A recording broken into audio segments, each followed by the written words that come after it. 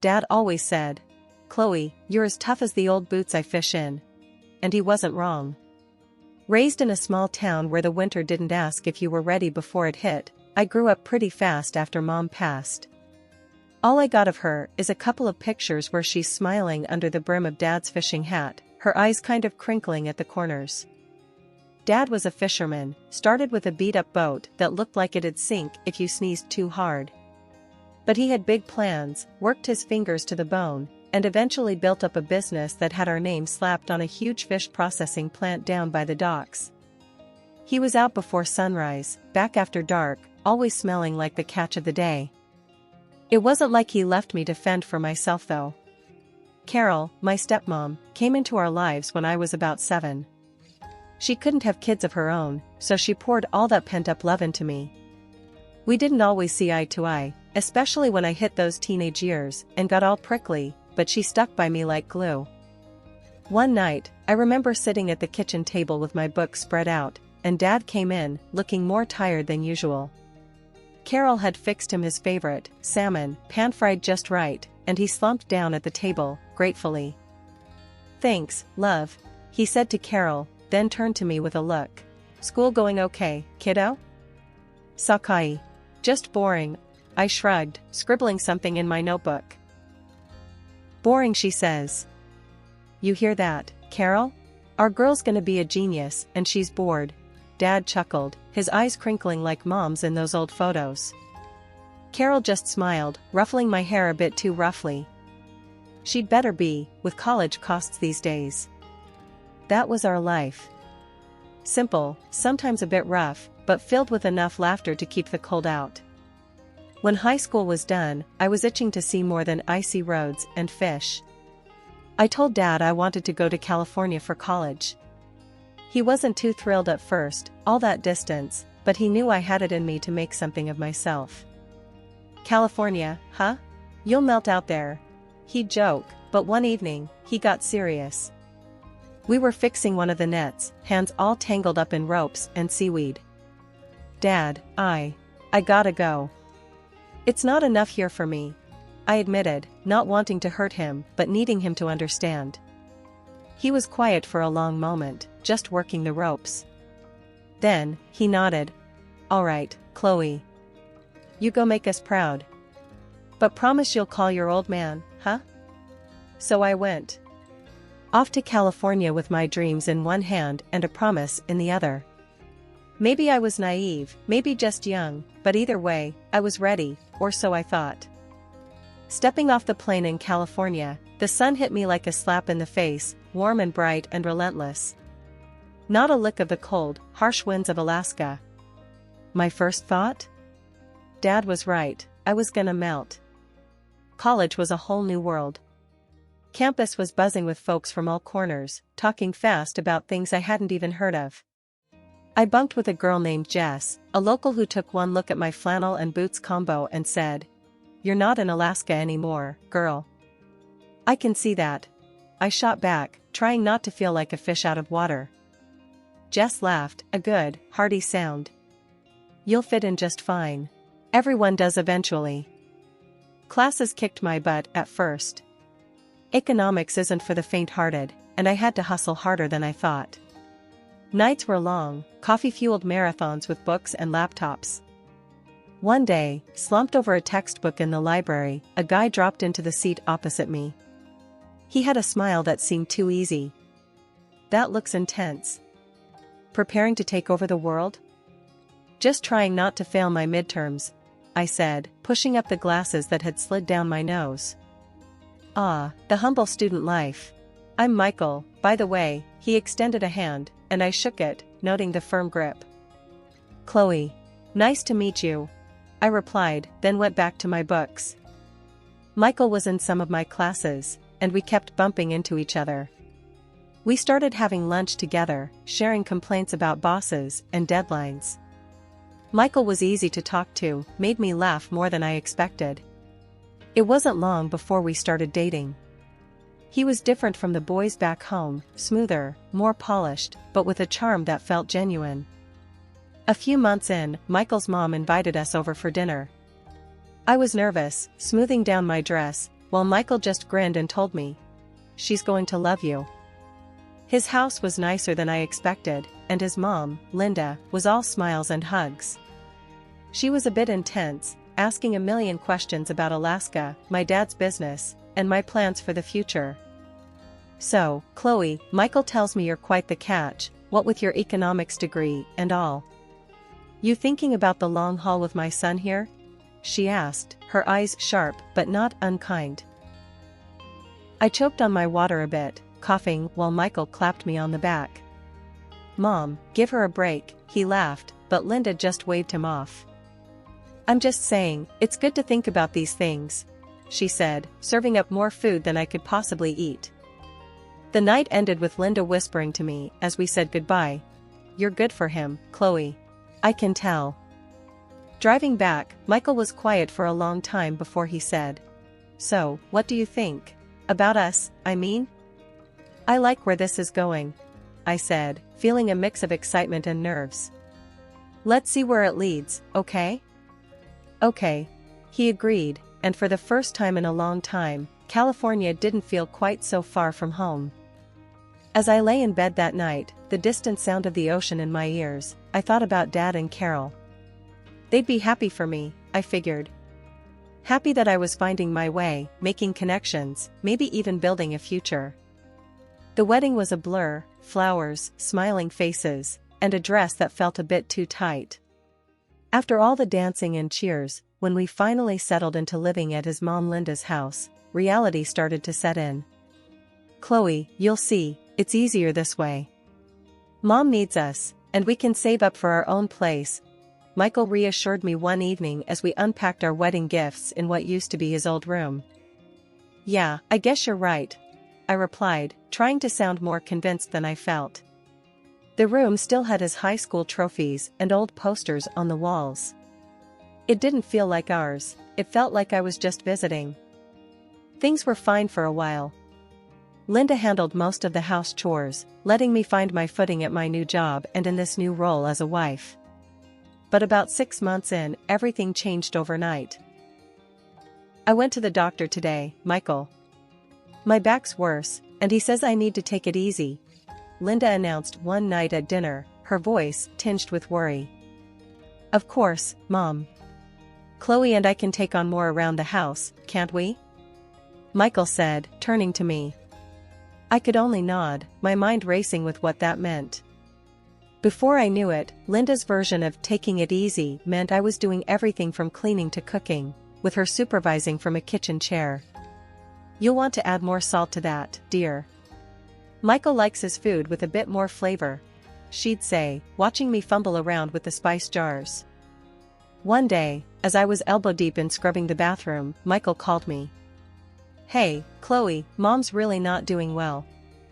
I was thinking, maybe you should consider taking some time off work to handle things around here. I stopped scrubbing, the sponge dripping in my hand. "Take time off? Michael, I just started getting the hang of things there," I protested, feeling a mix of anger and disbelief. "It's just temporary, babe. For Mom.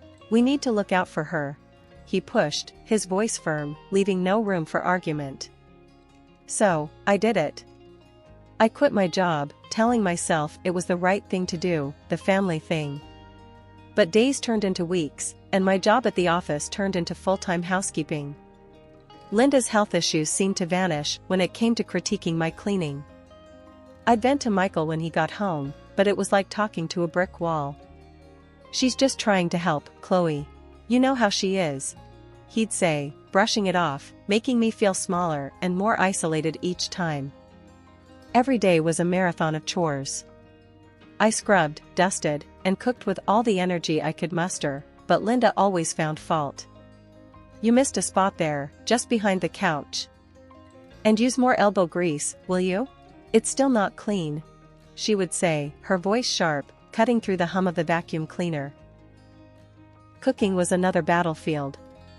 No matter how carefully I followed recipes or tweaked them to what I thought were her tastes, Linda's verdict was the same. After barely tasting a dish, she'd push her plate away slightly and sigh. "Bland and tasteless, Chloe. You really should take some cooking lessons. Michael, ever his mother's son, only shrugged off my complaints. Mom said in her ways, Chloe. She just wants to help you get better at this stuff, he'd say, his words meant to soothe, but only adding salt to my wounds. His indifference stung almost as much as his mother's critiques. One fateful day, the old washing machine decided it had enough. I was halfway through a load of laundry when it shuddered, clanked ominously, and then stopped. Smoke wafted from the motor like a distress signal. The sinking feeling in my stomach matched the silence of the now-dead machine. Linda came rushing in, drawn by the noise. Her reaction was volcanic. Look what you've done now. That was a perfectly good washing machine, and you've broken it because you can't even operate a simple machine correctly. Her words were like daggers, and her voice rose with every syllable. I stood there, the smell of burnt motor mingling with my rising panic. Linda, it was very old. It was bound to break down eventually. I tried to explain, my voice meek against her tirade. That's nonsense. It worked fine before you started using it. This is coming out of your pocket, Chloe. You're costing us so much. She stormed out of the room, leaving me to stare at the defunct appliance, feeling smaller and more helpless than ever. Later, in the quiet of our bedroom, I broached the topic with Michael, hoping for some support or at least a recognition of the unfairness. The washing machine broke today. Your mom thinks I should pay for a new one, I said, my voice nearly a whisper. He didn't look up from his phone. Well, can you? It would really help out. I don't have that kind of money, Michael. You know I left my job. I reminded him, a desperate edge creeping into my tone. Then ask your dad.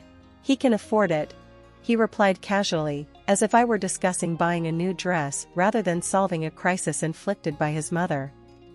The call to my dad was one of the hardest things I've had to do. I dialed the number, each tone heavy with dread.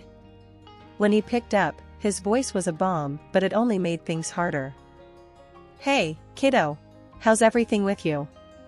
Dad's cheerful greeting twisted my heart. Hi, Dad. I'm good, but, I need a favor. Can you help me buy a new washing machine? Ours just broke, I said, skipping over the hows and whys. I couldn't bring myself to tell him the whole truth, it felt too much like betrayal. Of course, Chloe. I'll transfer the money right away. Don't you worry about a thing, he replied, his willingness to help both a relief and a burden. When the money came through, Linda oversaw the purchase of a new, top-of-the-line washing machine, boasting of its features to anyone who would listen. Before long, things went from bad to unbearable. It started with her asking for money to cover minor repairs around the house, a leaky faucet here, a cracked tile there. But soon, those small demands escalated into full-blown renovations. Chloe, this house deserves to look its best. We need to live in a place that reflects our status, Linda would assert, as if it were the most natural thing in the world to upgrade her living room or the kitchen on a whim. I tried to resist, to suggest we budget or delay some of the work, but she brushed off my concerns with a wave of her hand. The first few times I called Dad to ask for money, I felt a knot in my stomach. He always answered with a smile, happy to see me, even if it was just on a screen. How's my girl? He'd ask, his eyes crinkling at the corners. I'm good, Dad. Listen, I need to ask for some help. We've got some repairs to do around the house, and well, it's a bit more than we can handle right now, I'd say, trying to keep my voice steady. Dad never hesitated, always quick to offer whatever help he could. Of course, kiddo. I'll transfer the money today. You just make sure you're taking care of yourself, all right? But Linda's demands grew. One video call turned into weekly sessions where she'd hover in the background, making sure I looked presentable. Put on some makeup, Chloe. Look lively for your father, she'd command, covering up the fatigue that had become my constant companion. It wasn't just the house that was being transformed. Linda decided she needed a new car, something more fitting for her status. And then, clothes from branded stores, because appearances matter, Chloe. Each request for money chipped away at my independence and my relationship with my father. I felt like a puppet, reciting lines Linda had given me. She made sure I never had a moment alone during those calls. If I even hinted at needing to talk to Dad in private, she'd find a way to interrupt or end the conversation quickly. Michael wasn't any help.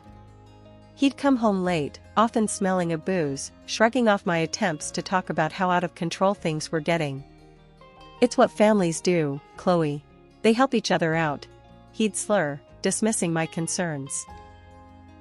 Then I found out I was pregnant. It should have been a moment of joy, but my heart sank knowing how Linda would react. True to form, when I told her, her first response was not congratulations, but calculation. "This is wonderful news. Think of all the things the baby will need.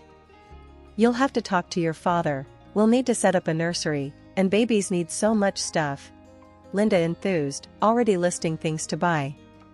Her excitement wasn't about the baby, it was about the new avenue for requests for money. "Make sure to look happy when you tell him. We want to make sure he's willing to help out with everything the baby needs," she instructed me before another choreographed call to my father. Sitting there, waiting for the screen to connect, I felt the lowest I had ever felt. I was about to bring a child into this mess, into this cycle of dependency and deceit that I couldn't seem to break free from. "Hey, Dad," I began, forcing a smile that felt more like a grimace.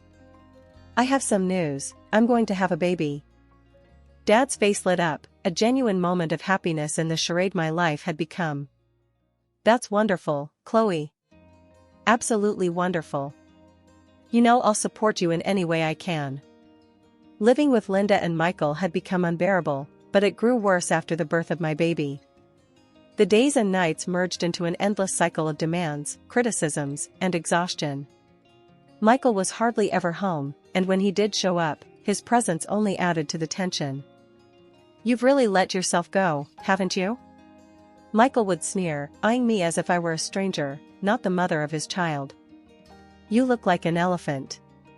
I can't even stand to sleep next to you." His words cut deeper than knives, leaving scars no one could see. I cried most nights, silently, the sobs shaking my body while I tried to muffle the sound with a pillow so as not to wake the baby or attract Linda's attention. The baby didn't sleep well, up at all hours, crying more often than not. I was running on fumes, every day a test of my endurance. One particularly tough day, I was so exhausted that I fell asleep while a casserole was in the oven. The smell of burning woke me, but not before Linda stormed into the kitchen. "What on earth are you doing? You're wasting food, Chloe. Do you know how hard I work to provide for this family?" Linda screamed as she yanked the blackened casserole from the oven. I just fell asleep for a moment. I didn't mean to," I stammered, trying to apologize. "No excuses. You're not eating today. Maybe that will teach you to pay attention," Linda decreed, her voice cold and unforgiving. I was stunned, the hunger already gnawing at me. But worse was knowing I needed nutrition to breastfeed my baby, who depended entirely on me. Yet, I felt powerless to argue with her, the fear of further reprisal keeping me silent. That same night, Michael came home drunk. He stumbled through the door, his eyes barely focusing on me as I tried to soothe our crying baby. "Can't you keep that child quiet?" he barked, his voice laced with venom. "I'm trying, Michael. He's just fussy tonight," I said, my voice weary, holding our baby a little closer. Unsatisfied and belligerent, Michael pushed me, his hand shoving against my shoulder hard enough that I stumbled and hit the doorframe. Pain shot through me, but my first instinct was to protect the baby in my arms. That moment crystallized everything for me. The fear, the pain, the desperation, I couldn't live like this anymore. Not for me, not for my baby. This wasn't a home, it was a prison. Michael's stumble seemed minor to him, but to me, it was the last straw. Waiting for the right moment to leave was the hardest part. I watched the clock tick, each minute stretching endlessly until the notification came, another transfer of money from my dad. It was then I knew I had to make my move. Michael and Linda were both out for the day, and the house felt strangely silent, almost like it was holding its breath along with me. I dressed quickly, pulling on my old warm jacket and wrapping my baby tightly in his blanket. Every movement was calculated, silent, the fear of them coming back early gnawing at my insides. I grabbed a small bag that I had packed days ago, the essentials only, some clothes for me, and the baby in diapers.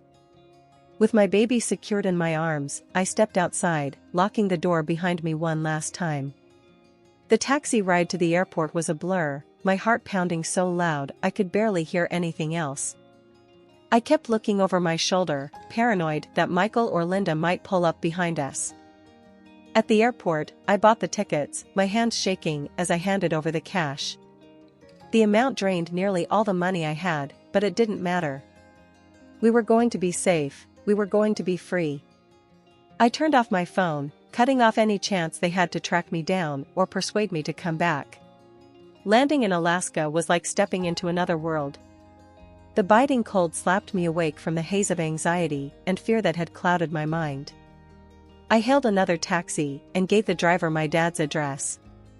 As we drove, the familiar landscapes of my childhood rolled past, each mile bringing a surge of memories and a flicker of hope. I arrived at my dad's house late at night. The porch light was a beacon in the darkness. With my baby now asleep against my chest, I walked up the steps and rang the doorbell. The wait felt like an eternity. Then, the door swung open, and there was my dad, his face etching from confusion to shock as he took in my appearance, exhausted, disheveled, my eyes swollen from crying. "Chloe, what's happened? Are you okay?" His voice was laden with concern. Tears streamed down my face as I stepped inside. "Dad, I had to leave. I couldn't stay there any longer. Please, I need your help." He didn't ask any more questions. He just wrapped his arms around me and my baby, pulling us into the warmth of the house. Carol came down the stairs, her expression turning from sleepy curiosity to alarm as she saw me. "Oh, Chloe," she gasped, rushing to embrace us. "What's going on?" I broke down, the story pouring out of me in between sobs, the control, the isolation, the despair, Michael's indifference, Linda's manipulation. They listened, their faces growing grim with every detail. Without a word, Dad stepped away and came back with his phone in hand. He dialed with a steadiness that belied his age. "I'm calling the police, and then I'm getting the best lawyer we can afford. We're going to fix this, Chloe. You're safe now. You're home." The courthouse was a blur of activity, but inside, the world seemed to slow down as I took the stand. Giving my testimony against Michael and his mother, Linda, was one of the hardest things I'd ever done. My voice shook as I recounted the details of the abuse and manipulation, but I felt a strength I didn't know I had, fueled by the desire to protect my child and reclaim my life. The judge's gavel sounded like a shot of finality when he fined Michael for his abusive behavior. It wasn't just a victory for me, it felt like justice for every silent moment I had endured under his and Linda's control. The divorce papers came through not long after. Signing them brought a mix of relief and sorrow. This wasn't how I had envisioned my marriage ending. But as I scribbled my name, I knew it was the first step toward a new beginning. Mr. Jenkins, our lawyer, was relentless. He dug through financial records and bank statements, piecing together the puzzle of how my father's money had been siphoned off to fund Linda's lavish tastes and renovations. The evidence was undeniable, and the court ordered that every penny be returned. The total came to over $230,000. Neither Michael nor Linda had the means to pay it back outright. The news of their deceit spread quickly among their friends and the local community, tarnishing their reputations severely. Michael struggled to find any substantial work after that, his previous employers distancing themselves from the scandal. In the end, they were forced to sell the house, Linda's pride and joy, the symbol of their greed. They moved into a small, cramped apartment in a less desirable part of town. Linda had to pick up a job at a local grocery store, a far cry from the leisurely life she had manipulated to maintain. Custody of my son was granted to me without contest. Michael was ordered to pay alimony, which he does, albeit begrudgingly. It's not about the money, though. It's about providing a stable and loving environment for my son, something I am now able to do back in the safety and comfort of my father's home. As I watch my son play in the yard, his laughter mingling with the wind, I feel a surge of hope for the future. The legal battles, the escape, the recovery, it's all behind us now. We've emerged stronger, bound by a resilience forged in the fires of adversity.